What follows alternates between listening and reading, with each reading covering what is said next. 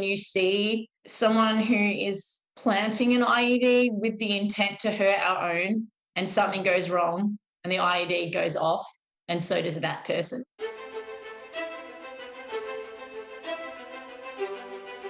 Welcome to the podcast where we track down Australian war veterans, have a chat with them, and hear their stories. I'm Alex Lloyd, and this is Life on the Line. The single greatest sacrifice I've made is my family. We weren't out there to take country. We were out there to do something. That was their job. I did feel a lot of regret. Friends were still getting killed.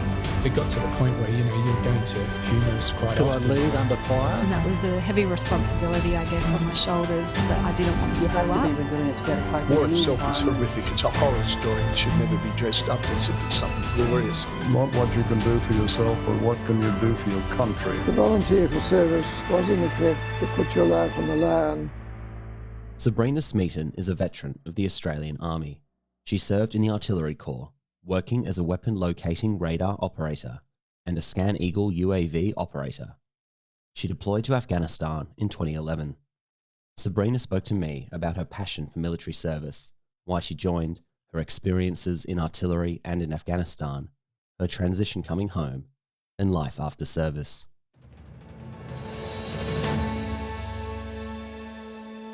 Welcome to Life on the Line. I'm Alex Lloyd, speaking today with Sabrina Smeaton. Sabrina, welcome to the podcast. Hey, Alex, thanks for having me. Sabrina, where were you born? Saudi Arabia.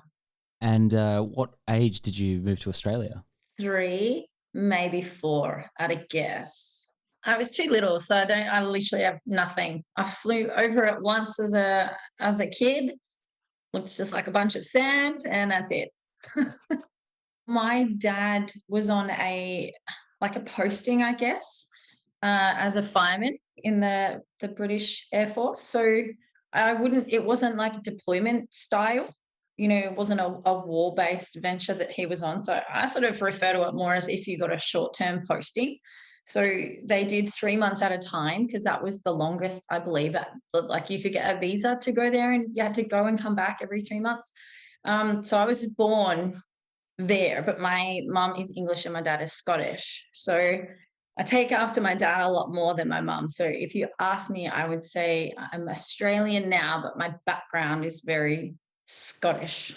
I actually don't have a very big extended family, but I do have 4 sisters and then mum, dad. Tell me a bit more about your childhood, Sabrina. What was it like growing up in such a girl-heavy household, and what did you like to do? Were you good young daughter? Were you a troublemaker? My childhood was pretty good. I was quite blessed in my younger years. My parents travelled and, took me to different places with my older sister at the time. I went to Disneyland quite young, England, went to Austria, those kind of places. But I spent most of my childhood building houses, to be honest. That's what I did. And I hated it at the time. I learnt a lot from it, which is going to be helpful in my renovating. That's not a metaphor. That's actual building houses, helping out. Yeah, that's what I did. So in the morning, I'd be like in my school uniform, but up on a cherry picker with my dad, like putting tiles on roofs and all sorts of stuff. So we definitely didn't comply with OH&S, but we did our own makeshift harnesses and stuff, which probably horrify people in this day and age. But it is what it is. And it was an experience. But yeah, I think I was a pretty good kid. I definitely tried my best to contribute to my family, help raise my siblings. And then when I turned 18, I went and moved out and I did my own thing. Was not the most law-abiding citizen at that point. Probably drank way too much and was just a dickhead, really. And it's part of the reason why I ended up joining the army, to be honest. I definitely needed to make a decision, and the choice was either to continue living a life that really wasn't serving a whole lot of purpose or to change that direction. So I joined the army for twofold. Number one, for a better direction in life, to have more discipline, structure, and contribute. And the second reason I joined is because I'm an immigrant, and so is my mum and my dad and my older sister. So I believe that there was a debt to Australia to be paid. I don't think everything is just on offer for you to take as you wish.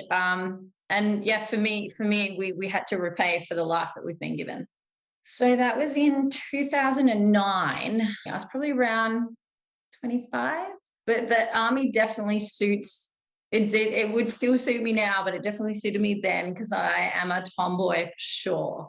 The army definitely appealed to me in many respects. I love the discipline part. I love the pushing of the boundaries from a physical perspective. Just my own personal opinion. There'll be plenty of other people that disagree with me, but I find out of the 3 services you can choose from, the army is the most physically challenging and the service that will expect the most from you from a physical perspective.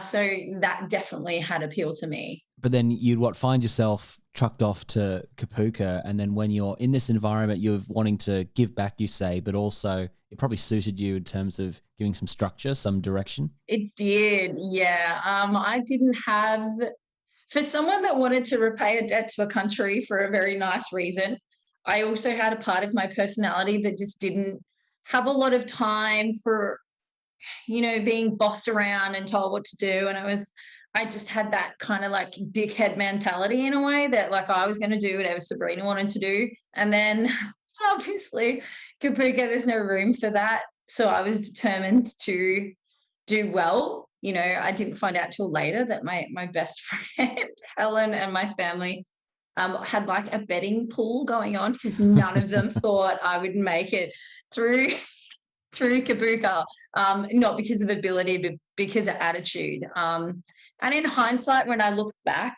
on the attitude I had in that kind of like early to mid-20s, it was less than desirable in a way. But at the same time, I can be very disciplined and very stubborn for the right reasons and very determined. So with that in mind, I was determined to do very well. I was not going to break or falter. Like, yes, I made mistakes and I got marched to the CSM's office one day because I had too many negative performance reviews, but they were for little things that I understand the task at the time, like my brass wasn't good enough or, my uniform had a crinkle in it or something. And I was just like 5 strikes and you're out. So, but he was a very nice CSM and I got off quite lightly. He just gave me a fine, which I was very happy with. I didn't have to march up and down the square, which was great. I definitely liked it. And I was also, I think my stubbornness and ego in a way worked well for me when it came to being intimidated enough, but not intimidated too much. So someone can stand in my face and to this day, you can scream at me and you won't break me. Like in my head, it's kind of, I'm mentally challenging you to see if you can keep going to the point that I break. So even though I think at times I would have felt quite like intimidated, it was my stubbornness and determination to do well kind of prevailed in that respect. So no crying at work for me. Besides not loving the ironing and the brass polishing and the shoe shining and those aspects, in terms of the soldiering skills, did you find yourself taking to that? Did that resonate with you? Yeah, I loved it. And I still do love it. Yeah. But again, it is that like, it's just that I'm by no means a feminist and, but from a female perspective, I felt that a lot of the challenges put in front of you were more geared, I think, towards men. And that's not it's not like a gender thing. It's just the army started out being men. So, it was all designed for men. So for me, I found it physically quite taxing, but awesome at the same time because it was able to do it all. But it didn't come without its own injury though, but that's okay. It happens, I guess. What was the gender ratio like in 2009? In my group, I think there was 4 girls and maybe 20-ish men, boys, males, yeah, about that. And you get through Kapuka, what's next for you? I went on to IETs. So I went to Puckapunyal and I actually went to Puckapunyal with an injury. So I'd pushed myself really hard at Kapuka with training and I got the PT award at Kapuka. So I was quite happy about that one because I worked very hard for that. But I also got a hernia from pack marching. So you're only meant to carry no more than, I believe it's 1/3 of your body weight. At the time, I weighed kind of like 60 kilos, and my pack was around the 38 to 40 mark. So way too heavy. Now, in the Army's defense, they probably told me or told us only carry this. But for me, it was, well, if the men are carrying X, I'm carrying X. So I completed I was actually the only female to complete every single pack march with a pack. If at the end of the day you want to be considered an equal teammate, you have to do equal work. So that was my perspective. But it meant that I did go to Puckapunyal with a hernia that they originally were going to make me operate on at Kapuka. But I managed to get them to not do that so I could continue on with the same crew that I'd gone in with. So my start at IETs was a little bit challenging because I was carrying an injury that I didn't really speak about because I was too scared to get put into holding platoon. But had an operation there, and this is again Scottish stubbornness. I had an operation on a Saturday morning, and then I discharged myself somehow. I don't know how I did it. Sunday afternoon. And then I was back to work on Monday. You're speaking with someone born in Scotland with Scottish ancestry, so I understand. Carry on. Because, you've got pride, but it was hindsight's a wonderful thing. It wasn't the smartest decision to make because that injury was hard to come back from. But I'm quite proud of the effort I put in, and I didn't get into trouble at all at Puckapunyal. So that was refreshing because I got my ass kicked a few times at Kapuka. But I found initially I hit my first kind of wall when it came to being a female in artillery. So I was the first female to do my job. I was hit with that, you better not cry to get out of things. You better not cry to find a way to make something easier because that's happened before and we're not going to let that fly again. And that was never something I was ever going to do. But it was almost like I had to climb this hill of being the first female to do it. But then I also had to shake off the predetermined opinion that some people had that girls cry every time it gets hard, which just simply isn't true. Now, I'm not saying there's anything wrong with having emotion, of course, and we need to be empathetic to people's pain. But I definitely think you need to have an element of strength about you, no matter what job you're in, and always lead with that. But IETs taught me a lot, and I gained so much just from that period of time. And the biggest thing I think I learned was that there is an expectation, and you need to make sure you excel, and try your best, because at the end of the day, that really is all somebody can ask of you. And that's what matters, I think, the most, irrespective of performance reviews or where you sit in a class. Sometimes I was at the top of my class, sometimes not so much, but I always knew that I did the very best I could, and then I took that with me into my actual job at Enoggera. I know the intake of women into artillery corps would only been 2 or 3 years, I think, off the top of my head, ahead of when you joined. So it was still newish. Some would have gone through, and so there's lots of firsts to be had there. And you mentioned there that you were the first training for your role. What was that role? Sorry. So I was a weapon locating radar operator. And for civilians, what does that mean? So basically, we are operating a radar that will pick up and track airborne weapon systems. So I suppose for a civilian, essentially the idea is we find out where the rocket is coming from. We're able to then track the area in which it was fired from, and then alert people to the area in which it's going. I guess that's the kind of general way to describe it. Pretty important job in a crisis. Good to know. How'd you find then Enoggera, and where were you posted to there? So I was posted to 20 STA at Enoggera, and I went to 131 Battery. I absolutely loved it. Nobody spoke to me for the first probably 2 to 3 months outside of what they had to, which I found quite funny because I'd sit there like a complete loner with 0 friends eating my packed lunch, which probably didn't help my ability to get friends by sitting there with a cut sandwich and a Prima and stuff. But, I thought it was cool at the time. But it really was just about earning respect. It was not just given. You know, I had to earn it, and I was happy to do that. You know, I figured that I had an opportunity to pave the way for myself and for any other women that came into my job, and really demonstrate to everybody that I was just as capable as the next person. Now, that, in saying that though, that does have limitations. I don't believe that women are physically capable of doing the same thing as men. Physiologically, it just doesn't work that way. But I think, you know, if you're looking at what is reasonable for you and capability-wise, if you're capable of doing something, then you should absolutely do it. And, you know, I was definitely tested, I think, from a mental perspective, because I wanted to be liked. You know, I didn't want people to dislike me based on gender. But in saying that, though, it made me a better person because I just had to work for it. I didn't get any handouts. So I'm really grateful for that, especially considering my less than desirable attitude prior to going into the army. So, but the men that I worked with ended up being the most incredible group of men. And to this day, they still have a huge impact on my life.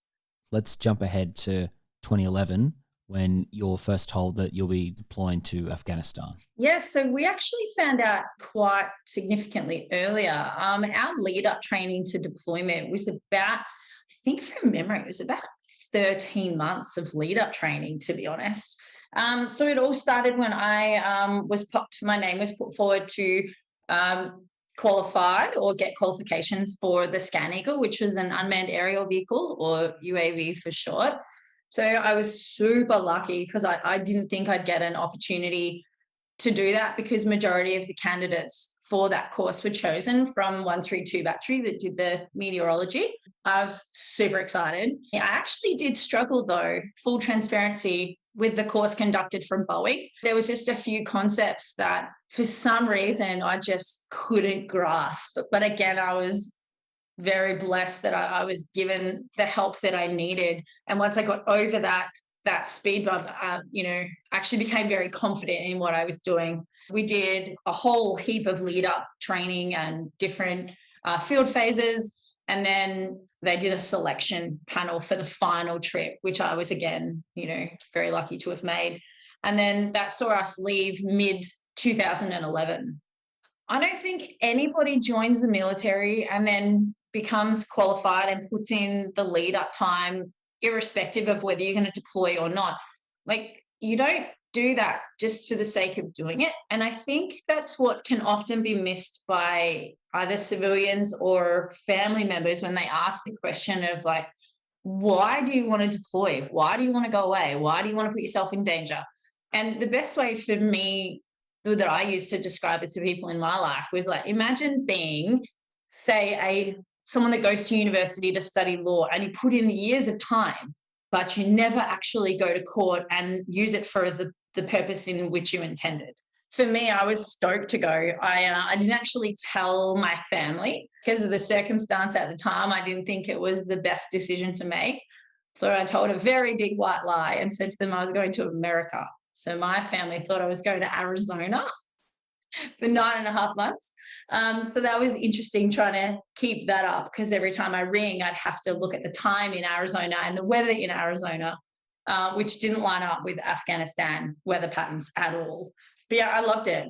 I wasn't scared at all. The first moment of fear I had was when we arrived, and maybe it was the third night, and the base was rocketed. That was probably the first time that it set in my mind, like, you could actually get quite hurt with what we're doing. To give context to the Arizona thing too, the reason I chose Arizona is while I was part of UAV Group 9, whilst UAV Group 9 was in Afghanistan, they were running a shadow course to learn the next UAV platform coming through, and that was in Arizona. Besides that early evening rocketing session, how did you find settling into routine on base? What is your day-to-day look like? So I spend a lot of time in the gym. I had done that for several years leading up to when I went to Afghanistan. So Pretty much I worked, trained, and ate, and that was my life. Our shift started, I believe, at 4 a.m. We were either a 3 a.m. or a 4 a.m. shift start. We would be on shift for about anywhere from 14 to 16 hours. We would be given breaks in that shift, and most of the time, to be honest, I went to the gym in that break, and then when work finished, I went back to the gym, and then I ate, and then was my sleep. Actually, as I went further through deployment, sleep became more difficult. I don't know if it was environmental factors or just that our job was quite stressful, and it just, for me anyway, personally, I felt an incredible weight of responsibility for what I needed to do, and that there was no room for error. And I think that weighed on me. So to be honest, my sleep got down to maybe 3 hours a night, maybe 4. Tell me more about that responsibility and the cause of the stress. Tell me more about the job that was troubling you so. We have a few primary objectives. One of them was pattern of life, which is very mundane. There's not stress in that particular portion because you're literally spending weeks like on end hovering over the one particular area, and you are literally just seeing what people are doing day in, day out, daytime, nighttime, and you need to create that pattern, and you can't create that pattern unless you watch what they're doing for an extended period of time. That wasn't ideal. But our second objective, and this isn't in order of importance because I would put the number 2 as the number 1 priority, was to do clearances. So we needed to go up and down stretches of road, stretches of desert to see if we could find anything that looked suspicious, if there was any area of dirt that had been turned up recently, like anything that would indicate to us that there's potentially, an IED that has been put in there, if there is any signs of any chance of an ambush, anything along those lines. It was our job to try everything we could do to find them and keep, every soldier on the ground safe. So you're using the drones for that big picture, watching the local population and looking for disturbances, changes in the pattern of life, as you say, is there a warning sign of something here we should be aware of?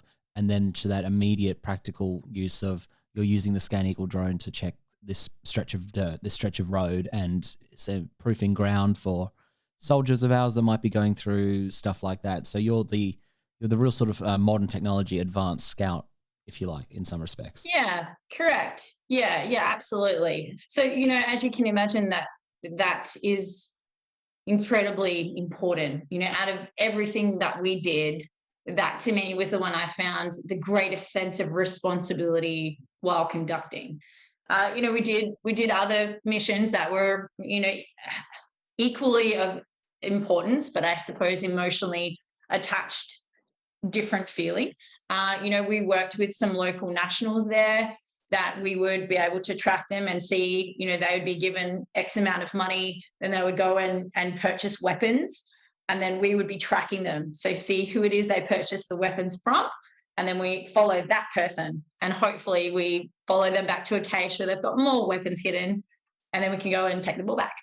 And then another one that I find was probably from a mental health perspective, the one that carried the heaviest amount of weight later on was when we watched firefights happening, when we watched buildings that had, men, women, children, we watched them go in and then the building is blown up and there's no one coming out. And there's really nothing you can do. You are literally just watching death and there's no solution. So that to me was very, very troubling. And it's only because you just can't do anything. You're literally helpless.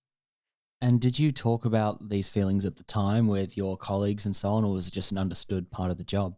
I think we spoke about, there was a few moments there where the casualties for civilians was high, and that we felt an element of like real sadness. There was the other side of the fence that is, I suppose, can be a little bit confronting, especially to civilians to understand. But there is also that side of the coin when you see someone who is planting an IED with the intent to hurt our own and something goes wrong and the IED goes off, and so does that person. For me, I didn't feel sadness at all for that person. I almost felt, and it sounds like sick and twisted, but I almost felt a level of joy, because it's either you or them, and I'm so much more at peace with it being you, because you're the one doing the wrong thing to somebody else. But, later on when you do engage in conversations, and especially from a psychological perspective, that's not a healthy mindset to have either.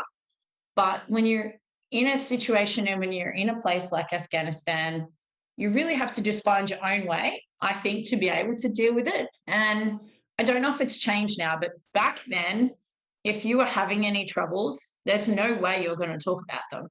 Because if you are, it's not going to turn out well for you.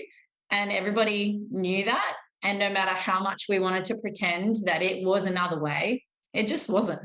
Any issues that you had from a psychological perspective or a mental health perspective, you kept that shit on lockdown, because it would just go against you otherwise.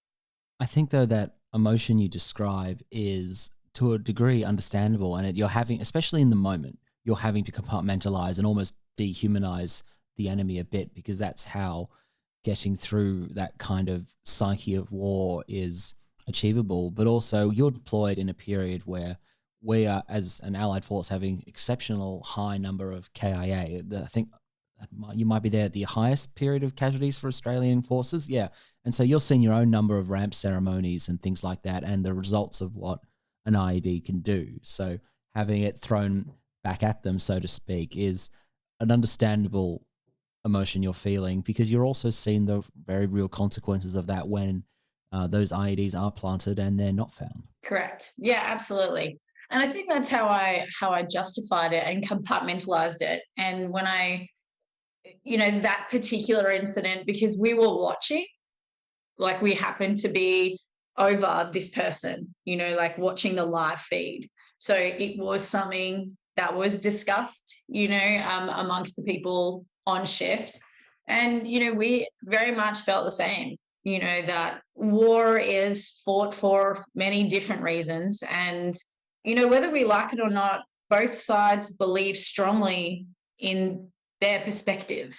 But I think when it comes down to the actual killing of people, you can't help but just always side with your perspective, and I think that's just what it came down to at the end of the day. They were on the wrong side and we were on the right side. So we protect our own, and whatever happens to them is something outside of our control.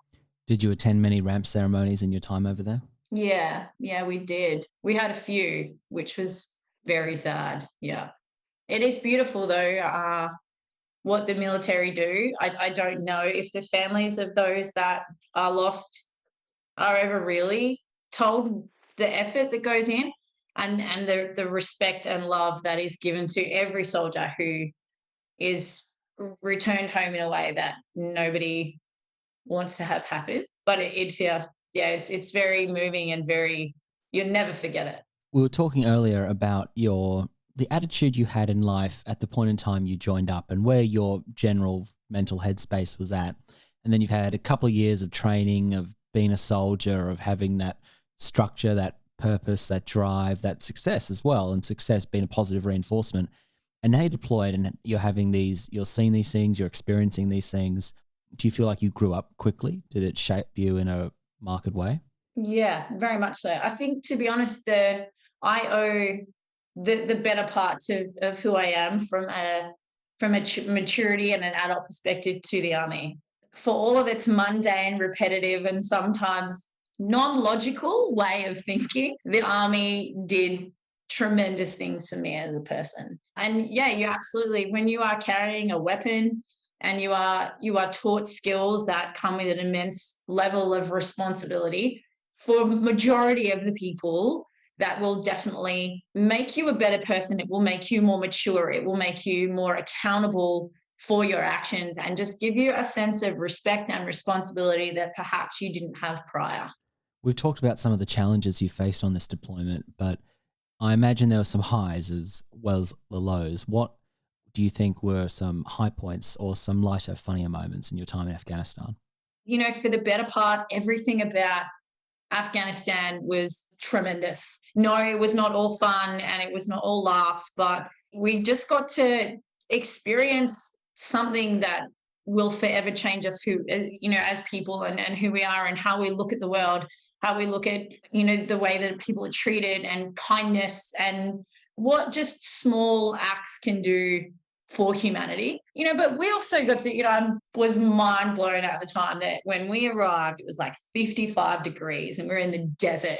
And then before too long, it's like -11, it's snowing, freezing freaking cold. And, we're doing war-based activities, but building snowmen at the same time. Like it's hard to kind of put the two together, that you can have a world of destruction going on around you, but you'll find small pieces of childlike joy, and so I think that's what it was. It was just about being with friends, or meeting new friends. Some of the best friends in my life I have now actually met in Afghanistan, some of them American. I've attended their weddings in America, and, my girlfriend Steph, who was an American ex-soldier turned contractor at the time, still a huge part of my life, so there was lots of fun to be had.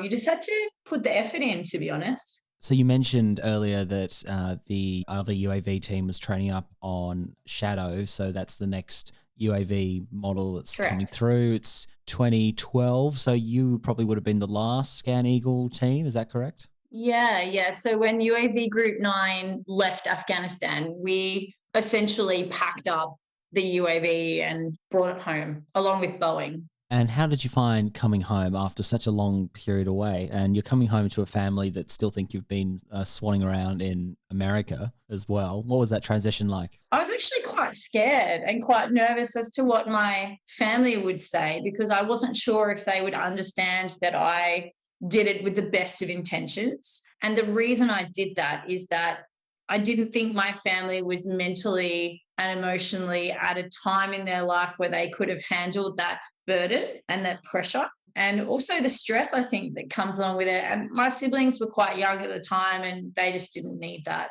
But I made them a video actually that took them through the whole experience from, getting ready and pre-deployment training through to the deployment itself. And I just played that and then kind of like snuck to the back of the room and just watched them. And it was beautiful to watch. And you saw like this emotional experience they went through from, like, even though they didn't see or didn't have to go through me being over there, they were able to feel the highs and the lows of my trip, and I could watch it all over their face. But, coming back and seeing family and friends was great. I found the hardest part was going back to work. And why was that? I don't believe that our unit was adequately prepared to have people return. And there was that kind of bridge between, Scan Eagle and Shadow. So we're not doing Scan Eagle anymore, and we're not qualified on Shadow because that was, an American-based course to do. So we were essentially just doing superfluous crap, switching things from one bay to the other, sweeping floors, I felt quite pissed off actually, because I'd gone from a job that was important and we gave everything we had. We pushed to the limit on our capability. And then I felt like we just came home and I felt like an apprentice again, to be honest, and it wasn't that we were better than anyone else, but surely with what we've done for our work, we could be put to better use. And I definitely wasn't alone in that feeling either. Well, you've gone from having such a sense of purpose, of pride in what you're doing. It's become a key part of your identity that you are this UAV operator doing this important job for your country in Afghanistan. And then to come home and, cool, here's a broom and there's a dusty floor. It's such a contrast. It's not, you would have expected a come down or a withdrawal effect, so to speak, or a hangover from it maybe in a way, but it's such a drop off a cliff's edge. And it really was. And I couldn't understand it. And I didn't quite grasp at the time why I felt that way or why we collectively felt that way. And, as time goes by, and I'm a massive advocate for, mental health and well-being for, you know, any kind of psychiatric care that you might need. And, you know, I've learned over the time through speaking to my psych in particular that it was just we went from such a high level of operation, you know, and output and stress to just like nothing, you know, and that was, we were used to a certain level, you know, and then we're not performing at that level anymore. So you kind of just feel a bit lost in a way, I think. And when you feel lost, I feel you can go one of two ways, either kind of into sadness or you can get pissed off. And for majority of it, it was the pissed off way. How long does this go on for, this sort of dissatisfaction? And do you make changes in your life to cope with that? Or how did you address it? Or are you just building up this frustration? Well, I'll tell you right now, I definitely didn't deal with it very well. I drank, to be honest. I drank heaps. And, you know, I remember sitting there one day at home, and I used to love going to work. Like, I loved it. I was super sprightly, at work early, you know, having the time of my life. But I remember laying in bed on this one particular day, and I was like, oh, I wonder if I like broke my leg, could I get out of going to work? You know, like, I don't want to do anything too serious, but it has to be serious enough that means I don't have to go in, you know, otherwise I'd just be given like light duties, and that'd suck too. So these are the thoughts that were going through my head. Now, I didn't want to self-harm in any way, you know, not that wasn't what I was wanting to do. What I was trying to do is get out of a routine that I hated, you know, that I just thought was shit.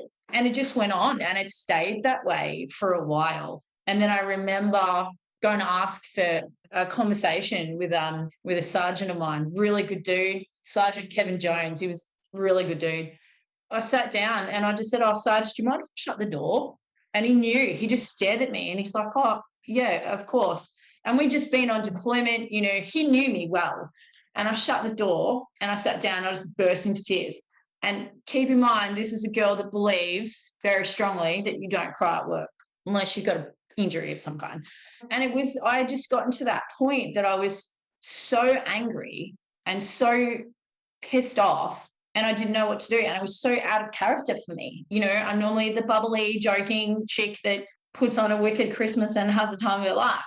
So it was nothing like the person that I used to be. Like, it was polarizingly different. And I was able to hide it for a certain period of time. And then I think at this point, when I sat down and I spoke to Jonesy, it was because I'd reached that threshold of being able to pretend. But then that kind of started an avalanche that maybe at the time I wish I hadn't done. The Army at the time, again, I can't speak for what they're like now, but they handled mental health. It was just deplorable. It was done crap. You know, there was no real processes. It was still that mentality of like, mental health is a weakness. I am quite willing to say that mentality really went quite high up. No specific person, but just that mentality. You know, that was the culture. Yeah, and it is a culture, and it is fucked. It really is. Like, it is so bad, you know. And I thought at the time, maybe it's because I'm a girl. I'm in artillery. This is an all-man corps. Like, maybe I'm just weak because I'm a girl. And then I went to speak to the psych at the RAP. And by this point, I was kind of somewhat okay with the fact that I wasn't okay, but I was going to start to deal with it, essentially. And I saw a mate of mine who I respect dearly to this day, sitting in his car, staring into nothingness with just this blank look on his face. And I guess I just knew there wasn't something right. And I knocked on his window and I jumped in his car and I'm like, you're right, man. And it just like had tears streaming down his face, you know. And I said, oh, dude, what's wrong? And he sort of said, oh, I'm here to see psych. And at this point I knew this person wasn't quite at the stage in their realization that something was wrong that I was. So I was like, oh, dude, man, like, so am I. And I shared, you know, I said, this is what I've been doing. Like, I've been getting drunk all the time. I've been trying to visualize ways to not have to show up to this place anymore. He said that he was exactly the same and that he'd reached out for some help and kind of got laughed at, to be honest. And at that point, that's when I realized this wasn't a gender thing. This is a system thing. What happened next for you, Sabrina? How did you pick yourself up out of that? To be honest, I didn't. I continued to just like fake it. I tried really hard. Got given 2 weeks of psych leave, but then there was a breakdown in more sort of chain of command breakdown, and people were informed of the fact I was on psych leave and that shouldn't have gotten out. You know, no one else should have known. And then I found out about it. So then that plummeted me even more, because my secret that I desperately tried to just keep and only share with those that I felt safe to share with was out. And it was very confronting. And there was really nothing. Honestly, I exhausted the psych visits I was allowed to have. And then it was the perspective was like, well, you're going to need to deal with this on your own time, because now you're encroaching on work time. But, you know, I'd not ever gotten in trouble, and I wanted it to stay that way. I wanted to finish my military career not being charged with anything. So I just kind of shut my mouth, to be honest. I took a posting to Puckapunyal, which is, you know, not the greatest of places to go. But my partner at the time lived in Victoria, and my family were here. So I figured that if there was any way to try to get out of this hole, maybe it was to rely on my family. Maybe that would work. And it didn't, because I didn't share anything. I didn't talk to them. I pretended, again, everything was okay. You're talking a lot about recognition and, I guess, validation, vindication of mental health. And it is something we're seeing in conversation a lot more. Obviously, the Royal Commission into Veteran and Defence Suicide is one aspect of that. And the dial is shifting, maybe too slowly, but it is shifting on conversations on that. How have you found, and we'll backtrack to you leaving the army and what you're doing today in a moment, but how have you found, I guess, reflecting and talking with others that you served with on how that's changed? Your mental health has obviously changed over time from being in that situation to now, but looking back and reflecting on your own mental health journey, that of your peers, where are you and your peers at today? How do you look back on that? You know, much like me, as time goes by and people become more comfortable with the fact that there is a problem, the more you start to hear about it. And as I sit and reflect on it, having this conversation with you, majority of people were screwed, to be honest. And some worse than others. Some aren't here anymore, you know, because that's the extent that they were broken to. And, you know, it is a very sad fact when you lose more men and women to suicide because of war-based experiences post-war than you do in the actual war zone itself. Like, when you think about that, if that doesn't shake people up to wake the fuck up, I don't know what else will, you know. And we have learned to find some tools enough to get by. You know, I don't encourage people to take my method, the like fake it till you make it method, because it put me in a really dark place that I wouldn't want anybody to be in, you know. But you find ways to be okay with the fact that you're not okay, essentially. And then, you know, acknowledgement of having shitty days, I think, is really important. A really good sort of piece of advice that I was given is to just, you know, sit in it. If you feel down, that's okay. You know, if you would like to sit and cry, that's okay too. You know, whatever emotion you're feeling, to just be okay with feeling that. Because otherwise what happens is we either get angry at ourselves for feeling that, or we try to pretend it's not there. And it gets worse until eventually it just explodes. The aftermath of that is never good either. But I think as a whole, most people I have deployed with have found ways and strategies to move forward and progress the best that they can in their life. I just wish that these resources and tools were made more readily available, and that people wouldn't have to suffer for so long before they can start to have a significant turnaround. I agree. And I think the more we have these conversations, the more we can hopefully shift the dial on that. So Sabrina, you joined the military in 2009, you deploy mid-2011, which is sort of, I guess, the peak or peak highlight of your career. Back home, April 2012, and I think we can say the rest of 2012 was the low point of your career, such a sharp contrast to go from something so high to something so low. You discharge in 2013, Tell me about your life since then. What have you gone on to do career-wise? How have you, I guess, built yourself as a veteran and civilian over the last 9 years? Coming out of the military, I struggled a lot. And it wasn't because it was institutionalized, because I simply wasn't. I don't believe I was in long enough. It was like 4.5 years, give or take a bit.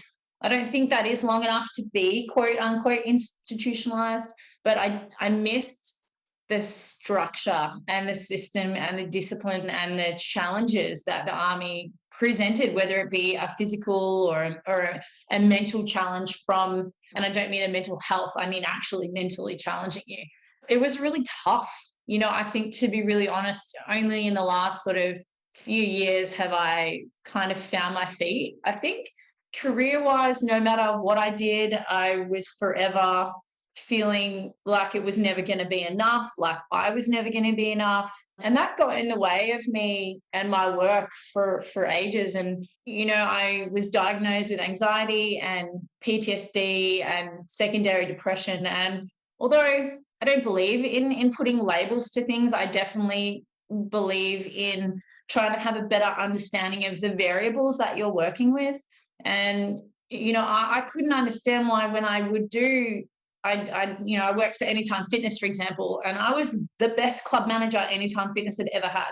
Like, my performance and my numbers were like nobody else even came close. But yet I was constantly worried and nervous every day that I wasn't enough and that I wasn't going to be enough, till the point that I'd go to the bathroom and I'd literally have tears about it. And again, I don't cry, over that kind of thing. So I really struggled. But I was working and still do work with my psych, and he's amazing. And then I've put my time into a company called EPA Health, which is exercise physiology based. And the whole point of using an exercise physiologist is to get you moving, to get you back into a gym, to get you into a hydrotherapy pool, to use exercise in a way that is going to better your life. So for me, exercise became my mental health care plan. But a lot of people don't necessarily know what to do, how to do it, especially military, when they're trying to train and exercise within parameters of an injury, whether that be a mental one or a physical one. So exercise physiology is a fantastic tool and resource to use, and for anyone that's got a recognized injury, this is something they can access for free and have part of their routine in their life, and try to help get them from point A to point B. And then if they need some other resources to get from point B to point C, we really try to help navigate that and steer them in the right direction. But yeah, and we as a company, we're almost at the $1 million mark for donated healthcare. Not all military personnel can get it yet. Looking big picture, I guess now, Sabrina, how are you in yourself today? I mean, we're recording this a few days after Are You OK Day. How do you look back on your journey over the last number of years? How do you reflect on your time in the military, and how do you feel in your own skin today? The most important part of that question to highlight is how do you feel today in this very moment? Because I can only speak for myself, but how I feel can very much vary day to day. And it is one of the things that I can find most challenging about trying to fit into anything, really, whether it's into a work routine, or if you're volunteering, like I do some volunteer work, or if you're talking about, gym routine, because any number of factors can happen that can just derail, and you go from being great to just not, and you can't figure out where it went wrong. This week's a bit of a tough week. We had a really incredible soldier that we were blessed enough to have. He came over from the British Army and joined the Australian Army, and he was one of the funniest men I've ever met. Unfortunately, he passed away in the last 2 weeks, so we will be conducting a military funeral for him this week. So, this particular week of weeks, it makes you think back. We have a bit of a group chat going where we've shared pictures and memories of him. So, the general consensus, besides the sadness we feel, is we've all taken a trip down memory lane. A lot of that can be good, but it can also be very dangerous because it can remind you of things that perhaps you didn't deal with, things that you've just pushed down real deep, hoping that it'll never come up again. For the better part, I spend a lot of my time doing things that people might think are a bit fluffy. I do daily gratitudes because it can be so easy to go down that rabbit hole of negativity. Now, some days in life, things happen and it's crap, and no amount of gratitude is going to pull you out of it. But generally speaking, I try to remind myself every day of 3 things. And if you do it every day, you run out of the superfluous things like, I'm grateful to live in Queensland. I'm grateful that I live near the beach, and you've got to really dig deep to think about what you have in life that you are thankful for. So I do things like that. I don't drink anymore. Didn't really serve me very well. I exercise, I set, goals. I did 75 hard. I don't know if you've ever heard of that, but anyone who's listening, 75 hard is a brilliant tool to utilize to give yourself some discipline and guidance and something to hold yourself accountable to in life, and it's free to do. And I just try to bring in as much good that I can into my life, because some days we live in a world that's pretty dark. Well, my condolences for your loss, Sabrina, and thank you for sharing those reflections. Sabrina, thank you for all your reflections today, for your candor, for your service, and for your storytelling and for your time. It's been great having you on the show. Appreciate that. Thank you. And thank you so much. It takes a lot of time and resources for you to do this. You've been doing it for 5 years now. 6. It's a lot of hours and a lot of output. And I'm sure, like many people's craft out there, we see the end product and a tiny little snippet of what goes into it. But I have no doubt there is an abundance of work, time and resources that you put into this. And it's incredible what you do, and you ask for nothing. We're very lucky. That's very kind, Sabrina. Thank you. I'm Alex Lloyd, and you've been listening to Life on the Line. If you enjoyed this episode, check out in Season 5 my conversation with another Artillery Corps Afghanistan veteran, number 110, Carly Box. I literally panned forward, and I still can't believe this happened in broad daylight, to 2 locals with shovels digging a hole on the road. The explosive device was big enough that it would have taken out 3/4 of the convoy. And for more of a deep dive on veteran mental health, have a listen to the recent conversation I had with Wes H. Hennessy and Renee Wilson in Panel, Veteran Suicide. It's not a job, it's a lifestyle, and you're asked to do things that no one else is asked to do. We want something that's lasting, that's credible, that's fixed, that's enduring. Get on with it. This is no longer in the too hard basket because people are dying. Follow this show on Instagram, Facebook, and YouTube at Life on the Line Podcast, on Twitter at LOTL Pod, and on LinkedIn at Thistle Productions. Our website is www.lifeonthelinepodcast.com, and you can email us at podcast@lifeonthelinepodcast.com. Life on the Line is brought to you by Thistle Productions. Artwork by Big Cat Design. Music by Dan Van Werkhoven. Thank you for listening, and lest we forget.